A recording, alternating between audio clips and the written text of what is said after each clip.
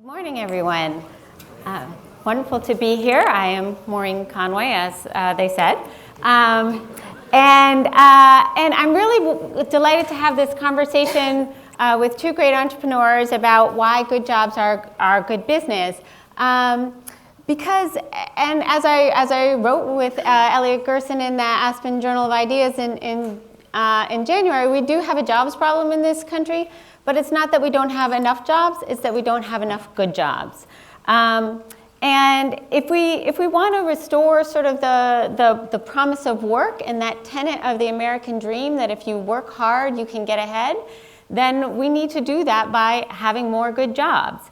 So it's really great to be joined by two people who are creating good jobs, leaders of two great local companies. I'm particularly happy to have somebody who's leading a manufacturing firm. Manufacturing has been a lot in the news, and certainly manufacturing played a central role in building the middle class in the U.S. And it's sort of very topical to think about what's the role of manufacturing in creating opportunity right now.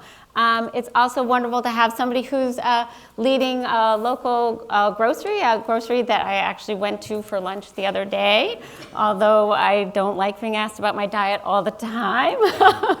But it's a great place, and it's in that service sector. Retail and restaurants together constitute close to 40% of employment. They are almost half of the dominant service sector employment, so our economy's really changed, and it's great to have somebody who's leading a business in that sector too. So it's also great to have people who are running relatively small businesses. About a third of employment is in businesses that employ less than 100 people.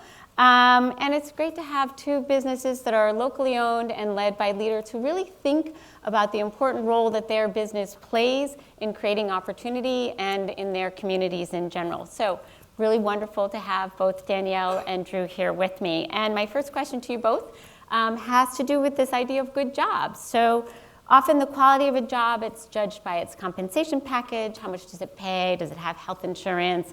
And these things are important. These things are really important. But there's more to it than that. So tell us briefly about your businesses and why it's important to your business that you create jobs the way you do. Sort of why are they good jobs? So Danielle, let's start with you. Sure. Thank you for being here, guys. My name is Danielle. I own a set of all local grocery stores in DuPont and Shaw called Glen's Garden Market. And the reason why those grocery stores exist is because we couldn't pass climate legislation in the Senate. I spent 10 years on Capitol Hill. I worked for Democrats and Republicans. I worked in the House and the Senate. I worked at the Department of Justice. And I really spent my entire career trying to create a cost on carbon. And it didn't work, obviously. Sorry about that. So I decided to open a grocery store about it. And so the grocery store is, when you walk into the space, it looks like a beautiful little grocery store, but it is in absolutely every single way a climate change agent. So every single decision we make for the business is made with the environment in mind in ways large and small. The biggest thing that we do is everything we sell in the stores, with a small set of exceptions, is sourced from the states of the Chesapeake Bay watershed. So the idea there was that we're minimizing transportation and refrigeration emissions, but sort of more significantly, we're displacing demand for industrially produced food by creating and developing partnerships with vendors that treat their land, their animals, and their ingredients with respect and share our values. The other side of that is that we really invest deeply in growing small businesses along with our own. The idea there being there's only so much change we can make within our four walls. So if we partner with vendors that share our values and we help them achieve economies of scale, then sort of the tentacles of the movement extend beyond our four walls. So in the 4 years that we've been open, we've launched 66, as of yesterday, 67 local small businesses that share our values. Of those 67, 37 are owned by women, 48 produce right here in the district. Yeah, it's cool. So when we talk about good jobs, in our space, we kind of call it manually advancing the mission. We've got 95 millennials that work with us. And a lot of them have policy jobs during the day or aspirations to go to graduate school, to pursue, whether it be nutrition or public health or climate policy. But they are frustrated by the lack of progress on the legislative level. And so they literally make progress one bite at a time by slinging salads and beers in the stores. And so it can't be a minimum wage job. What we're trying to create in all senses is a sense of real authentic community. So not only do we obviously pay better than everybody else in the industry, but every single day we feed our employees well, we nourish them. We buy them lunch every single day. We offer this sort of robust, quirky set of benefits that include things like subsidizing race entries if they want to go out and run a race, because I think it's equally important that they work hard and play hard. We have a number of other sort of we call them kind of quirky, sassy benefits that are appropriate to this moment in time. With respect to the fact that we have 95 millennials working in this space, and they may be motivated by things very much apart from wages themselves. So that good paying jobs concept in Glen's manifests in a sense of community and authenticity that keep folks that may be otherwise intended for a different kind of sector eventually excited about what we're doing for the time that they're with us. Great, thanks. So good pay, but also engagement in the work, right? I think that's an important thing that you bring out. Do talk about your business and sort of why your jobs are good jobs. Thank you. I believe the number one way to grow opportunity in America, the number one way to kill inequality is manufacturing jobs. Manufacturing jobs are extraordinary ways to bootstrap people from poverty and into the middle class. We pay extraordinarily well, on average, $83,000 a year.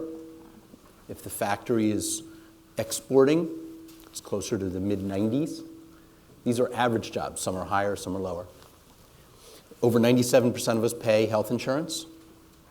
These are jobs that we should be coddling as a nation and encouraging, because it will make our challenged communities lifted. I have a factory in Baltimore City. 23 months ago, we had a terrible incident there. And factories like myself are the key so that we can alleviate these challenges. Because if people have great paying jobs, they have a future. They can afford sending their kid to University of Maryland. They can afford going on vacations with their family. When I first bought the company in 1998, we were a 30-year-old company. We had 3 people without fingers. We had 2 people without eyes. It was a very different company. When clients would call up and they would want to reorder, we'd have to say, send back the steel basket so we could measure it, because we didn't have any prints. The newest piece of equipment was from the 1950s. We just bought a fax machine, my predecessor. That was his big investment. So we basically, it was a Charles Dickens novel, is what I bought, okay? We had 8 guys manually bending by hand, one at a time, every bend. We made bagel baskets for bagel shops. And on the top of a basket, there's a frame, and there's 4 bends. So we would have 8 fellas with big, big right arms doing carpal tunnel syndrome work all day long. 300 bends an hour, 8 hours a day, 40 hours a week. Oh, and guess what? Next week you're doing the same thing, okay? That was the company I bought. Fast forward, well, let me give you a little more. When I bought the company, I was the only guy that owned a car, the only person with the health insurance plan. Everybody else's health insurance plan was you go to the emergency room. The retirement plan was called Social Security. Fast forward, I've owned the company last week, was 19 years, and we've come a long way. We've gone over 2,688 days as of April with no safety incidents. I'm very proud of that. Really care about our people. Thank you. And the key is that in this economy, when we're competing against China, we're competing against Germany, we're competing against Mexico, we have to have extraordinary quality. We have to have fast delivery. We have to have really good designs and engineering. So we really need an engaged team. So we created what we call the skills matrix, which is a document. It's a huge Excel spreadsheet on the side of the cafeteria wall, and it lists every single skill and every single employee at the company. And what it says is if you learn a skill, you get points, and it encourages people to learn more skills because it's a very straightforward document. It's black and white. There's no ambiguity. It shows what is the keys to getting ahead at my company. It's not playing golf with the owner. It's not having a beer with the plant manager. The ways to get ahead is to knock down these skills. If you knock down these skills, every time you do, you get a pay raise. Okay? You become more valuable to the company because you have more to give to the company. You become more indispensable. You're more recession-proof. You're a better contributor to the team. And it's very public. Everybody knows everybody else's points, and it's a very good way to really get people fired up. Later on, we'll talk about our bonus program, too. Okay, good. I was going to say, I love Drew because he goes right in from my original question to my next question, which was around skills, right? And so, that was, I was going to ask you to talk about the skills matrix. But Danielle, you have a similar system of building skills, so maybe you can talk about that, and then I'm going to ask Drew about his bonus program. We sort of have two different systems for this. The first is for the hourly employees. We call them locals. It is a certification system. So first of all, nobody wants to be bad at their job. It doesn't feel good, right? Nobody wants to feel that way. So we created a system where on a regular increment, people can test for bonuses, basically. So it's the same concept, except for in my company, they're making sandwiches instead of bending wires. So if you achieve a certain amount of subject matter expertise, then you get your certification in a certain station, and then you make more money every single hour. If you achieve all of the certifications in your home department, you are then eligible for two things. Number one, you can cross-train and pick up more skills and more cash in a different department. Or secondly, you're invited to participate in a quarterly, it's kind of like a semi-management meeting where the folks that are best at doing their jobs teach us how to improve our systems. So it's a way to engage people in process improvement and innovation, which is motivating in itself, but it also comes with some cash, which is helpful. The second piece is for the senior management team. So the senior managers in the store get a 5-day paid senior staff sabbatical every year. So the idea is that they get 5 extra days of time to go invest in professionally valuable experience. So for instance, the beverage director last year went down to Charlottesville. He worked at a cidery. He did everything from harvesting the fruit to helping them get it into the fermentation barrels, helping with some marketing strategies, going to market, making some sales calls. And he came back just with a really, really deep understanding of how that industry works. Not only is he better able to sell the product, but he's really connected to it. And again, as I mentioned before, pretty much without exception, all 95 of our employees are millennials. And this notion of investing in improvement is frankly as important as monetary raises to them, we've observed. So another set of them have decided to take Spanish classes. So every Tuesday and Thursday we bring in a private Spanish tutor to one of the stores, and I participate in this too, but 3 of us sit around a table and we learn Spanish because we've got a bunch of Spanish-speaking members of our team. And this allows us to better engage with them on a regular basis. So the idea is that it's an investment in a really meaningful professional development experience. And the results are both, the beverage guy can sell more booze and we can communicate better with the kitchen team, and that's all swell. But more importantly, we feel like we've invested in ourselves and we're better for it. Yeah, that's really great. And I think, because I think this idea of sort of who is your workforce and what do they want and how do you engage them in the business of what do they want to learn and making them part of the team, I think you both really exemplify that in like really different businesses and in really different ways and for really different people who are looking for different things. Because Drew, I think your bonus program is really interesting, and you talk about not only how it's interesting to your workers, but sometimes to their spouses. So tell us a little bit more about how that bonus program works, why you designed it the way you did, and what that means for the people in the company. Everything for a successful company, I believe, are the people. If you have really fired up, motivated, engaged teammates, you're going to slay the competition, and your company is going to thrive in the future, and you're going to prosper. So how do you get the teammates as fired up as the entrepreneur, as engaged as the owner of the company? What we did was we created a very aggressive, I believe, unique bonus program where we took all the different cells in our factory, the laser cell, the punch cell, the wire bending cell, and we made them basically micro businesses, micro cells, and each one of those cells gets a cash bonus if in 2 weeks they ship a certain number of dollars of baskets. That's what we make, baskets and wire forms. And if these baskets are made, if they hit their revenue target in those 2 weeks, they get a cash bonus. So, for example, in this week is payroll week. We do it every 2 weeks. And we issued $8,000 worth of checks, bonus checks. This is for 2 weeks of work. So we had some people getting $500, other people getting $1,000, many people getting $200 and $300. That's very motivational. And the reason why this is compelling to these employees is because they control their own destiny. They know that if they accomplish this task within 2 weeks, they get a big check. And we have been able to eliminate that entire row of management team that used to have a clipboard and walk around and say, hey, you're going to the bathroom too much. Hey, you're talking about the Orioles too much. Wait a second, stop talking about the Ravens, get back to work. We've eliminated that. We treat our employees like professionals, like adults. Why? Because they're killing it to hit their dollar bonus amount. So like, for example, if the laser team gets to $45,000 worth of baskets in a week, in a 2-week period, they hit their big check. So they're fired up. They're motivated to make it happen. So we don't have to watch them go to the bathroom because they're engaged and about their target.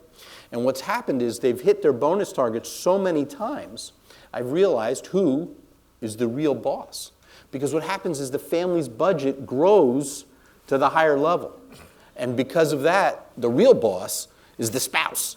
Okay, that's the real boss because they get ticked off if you don't hit your bonus because they see it in the paycheck. Okay, they know you've been goofing off at work and talking about the Ravens too much, and you should have been focused on making baskets. So all of a sudden, I have unbelievable support to make things happen. It's very helpful. Great, thank you. So, okay, so I am a bit of a skills geek, but I will try to move along. And because also both of you, and as I mentioned, you're both neighborhood-based businesses, you're locally owned, and I wanted you to talk a little bit about what it means to be a locally owned business. And actually, Drew, I'm going to start with you this time because you referenced sort of terrible experience that Baltimore had a number of months ago, but also I know that you really see the difference that it makes in people's lives. So maybe you could talk to us about, what it means to you to be providing opportunity in the city of Baltimore, and maybe tell us a story about that. To scroll back a little bit before on the other question, one other thing we do about enhancing people's skills and bringing them up is we have 5% of our direct labor budget is for training, is for upgrading people's skills so they can get to the next level because we want to encourage them to get those pay raises and to become more indispensable at our company. Regarding the local community. So we hire people that are locals, 2 miles away, 4 miles away. Our factory was in the zip code, one of the zip codes that was impacted. So we were literally under curfew. We had to shut down our night shift. We moved all of our night shift fellows to day shift so they could still make their compensation. It was a very troubling time. In neighborhoods near us, there's 70% unemployment in certain sectors of the population.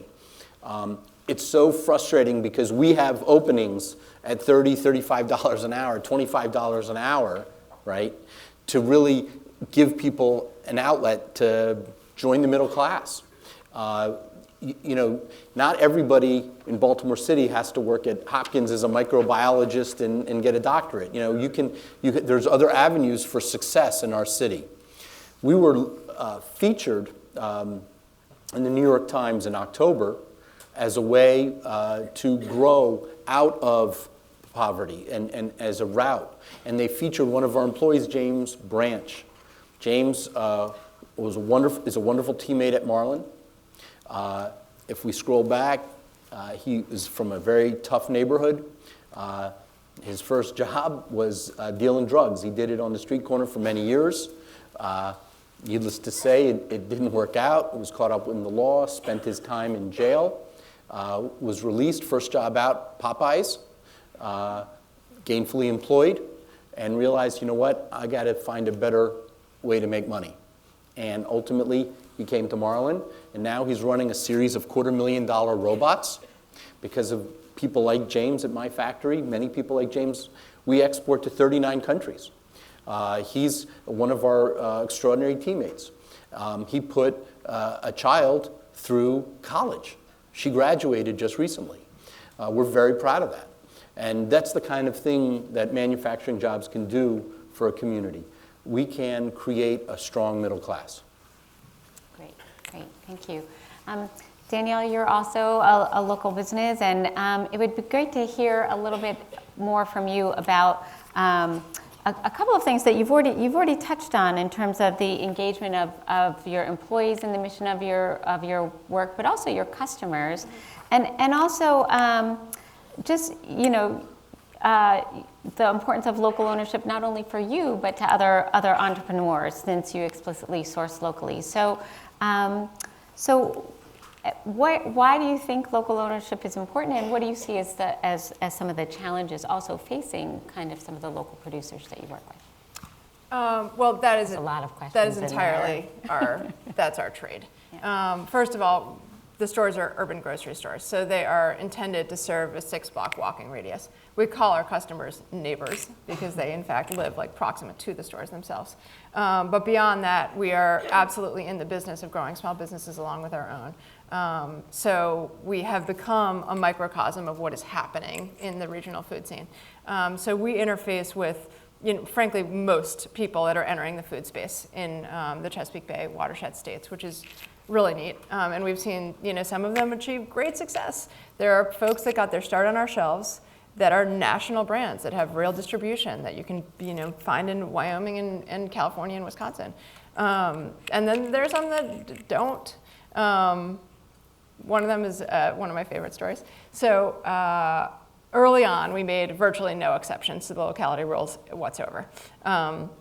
And I got a call one day, and it was this kid who was like, I'm in your store. I have this almond milk that I want you to try. Can you come up and taste it? And I'm kind of like, oh God. It's going to be terrible and expensive, and it's not going to be packaged nicely. And so I go upstairs to see this kid, and he pulls out a bottle of almond milk that is gorgeous. And it's the right color, which is a good start. And the packaging looks beautiful. The price point is right. I tasted it's great. And I said to him, this is unbelievable. I absolutely want to buy your almond milk. And he said to me, I'm so relieved because we started the company for you. And wow. I said, what? That's amazing. And he said, well, 6 months ago I came in and asked you if you sold almond milk, and you said no because nobody was making it locally, so we made some for you so you could sell it. And I was like, you gotta be kidding me, I'll take 5 cases. And this was a kid and his buddy that work on Capitol Hill that really, the message and the mission of what we're trying to accomplish really resonated. And he was working to make policy progress during the day, and then in the evenings he would go to a commercial kitchen space and truly manually advance the mission by virtue of almond milk. And it's a cool symbiosis that we create with these guys. And we invest with them in very different ways. Some come to me ready for prime time. They've got the packaging, they got the price point, they know what they're doing. And then some come with just a concept that they'd like to jar their grandmother's tomato sauce. And we work with them all the way. We help them with flavor profile development, with packaging, with funding, with sourcing. And we're really able to elevate the entire community of locally batched craft foods in the process. And I'll just tell one other story that's on sort of the customer side, the neighbor side, as opposed to the vendor side.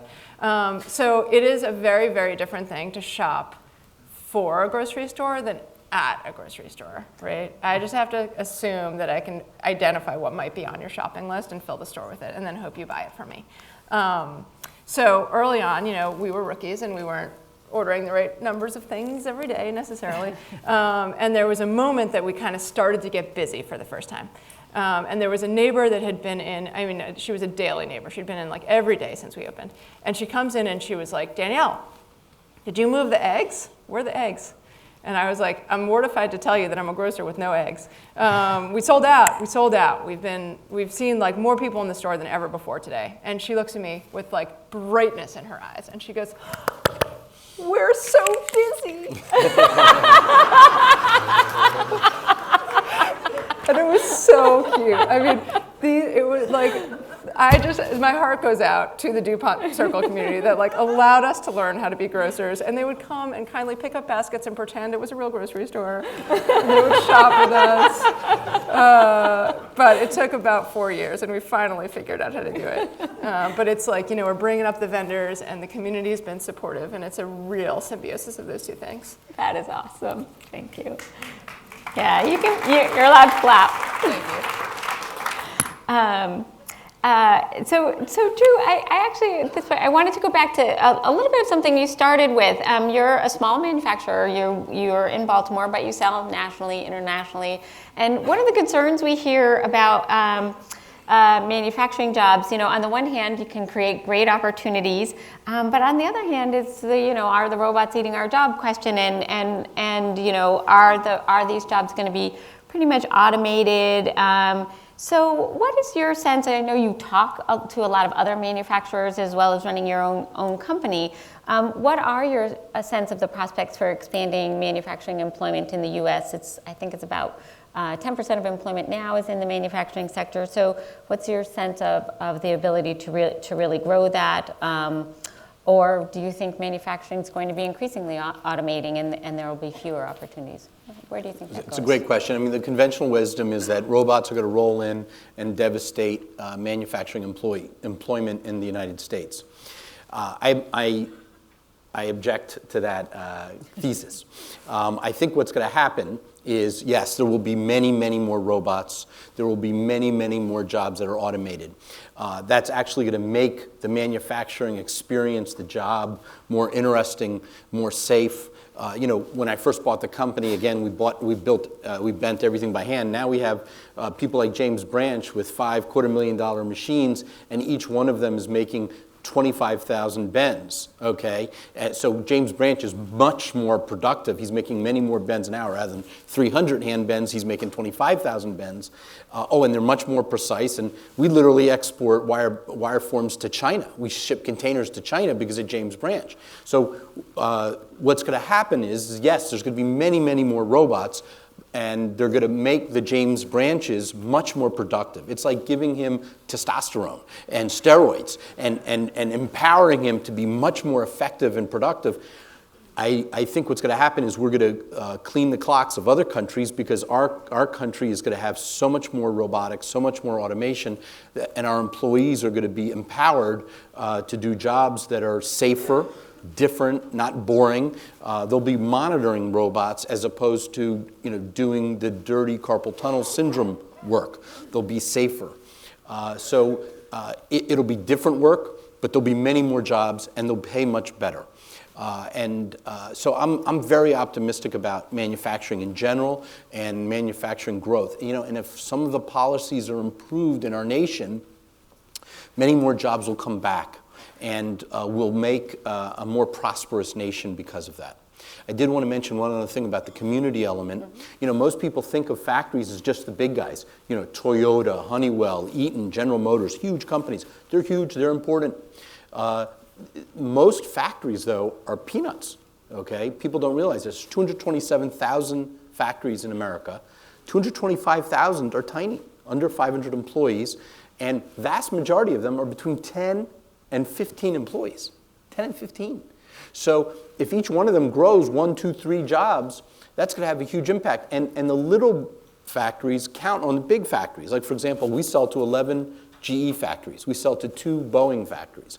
Those big guys are hugely important to Marlin and to other little companies. Oh, and by the way, the big companies count on the little factories because they can't make everything. They're doing a lot of assembly and they're doing some manufacturing, but they're assembling a lot of what the little guys are making for them. So it's very symbiotic, and we're in it together, the big guys and the little guys. But back to the community, most of us, or vast majority of us, are 10, 15 employees. We're hiring locals, and we're making local. Great.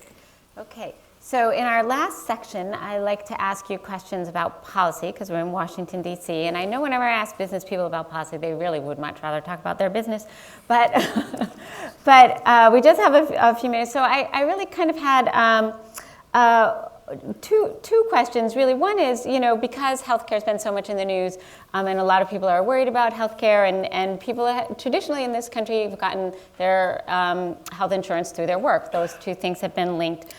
So we've gone through one set of changes. We may be about to go through another set of changes, and I'm just curious, as small business owners, and are there particular things that you're hopeful for or worried about with respect to that, and for yourself and for your employees, and then in general you can comment on other policy issues that you may be concerned about. And Danielle, I'll start with you. Sure. So my business is small. And offering healthcare is the right thing to do. So we did it a year ahead of our compliance obligation. And you know what? It just wasn't that expensive, turns out. It just wasn't that bad. We've got a lot of kids under 26 that are still on their parents' healthcare plans. I would obviously love to see that continue because I think it's just good policy. We've got a couple of folks that have pre-existing conditions. They're very worried about what might happen. I would love to see that coverage continue. But frankly, I used to be in the business of writing policy, and I used to be in the business of predicting the outcomes, and now I'm in the business of selling jars of jelly. So I can't get involved with what he might do or what he might not. But I can just tell you unequivocally, we offered healthcare to our employees before we were required to. We will offer healthcare to our employees if we are no longer required to, because that's the kind of business we operate in. Absolutely notwithstanding what happens on a federal level, that's our intention. Okay, great. And is there any other policy issue you want to raise? I mean, if you're asking. Oh, okay. Never mind. Let's let Drew get a word in, and then I'll come back to you. I believe there's going to be an American manufacturing renaissance. I think we're at an inflection point, and I think really good times are coming, and I'm very optimistic. I think some policy changes will accelerate those endeavors. For example, recently I was at the American Society of Civil Engineers talking about the infrastructure. We have a D+ as a nation. It's appalling. We're America. We should be number 1. We should be A+. So the new president has a commitment to spend $1 trillion in new infrastructure. I think that's going to do really great things for American manufacturing in particular, but in general it's going to do great things for our nation. We can't have dams breaking and having 200,000 people make a run for the hills. I mean, this is crazy. We're America. I think there's other things that are very important, protecting intellectual property rights. We have our intellectual property rights stolen on a daily basis by countries overseas. It's an outrage. Our country should be protecting them because then we will hire more locals, because that means less companies from overseas will steal our products. That's very important. I think tax reform is important. Right now I'm paying 40-something% in taxes, and in Canada they're paying 15%. My arch rival in Canada pays 15%. So we need some tax reform. Tax repatriation. There's $3 trillion overseas that is locked up in Swiss bank accounts, in British bank accounts. If that money came home, it's been locked up since 2004. If that money came home, some of it will go into factories. Some of it will go into R&D. Some of it will go into marketing. I think it's going to be real juice for the economy. Regarding health care, our health insurance has been going up every single year for many, many years. It makes it more cost prohibitive to be so generous. We've been offering health insurance. James Branch's family and my family are on the same plan. It's just expensive, and it's easier to hire more people if the health insurance cost was lower. I think it's going to be great if I can buy my health insurance from Virginia or from PA. Let's have some competition. Why should I have to buy from a cartel only a small list of Maryland companies? So I think that's going to be good for us to have lower prices. So these are a couple of things that I think that will do good for our nation and that will grow American manufacturing and middle class in general. Okay, great, thank you. Do you want to get 30 more seconds in, or are you good? We both work in very energy consumptive industries, and our energy product mix is totally lopsided in favor of fossil fuels. We happen to offset 100% of our energy consumption with wind power credits. I'd like it to be a little easier to do that. We actively sign up to triple our energy bills, again, because it is the right thing to do. It's consistent with our mission. But it would be super swell if we could pass a federal energy policy that weighted subsidies in favor of renewable resources instead of fossil fuels. Awesome, great. Well, let me thank you both. Thank you.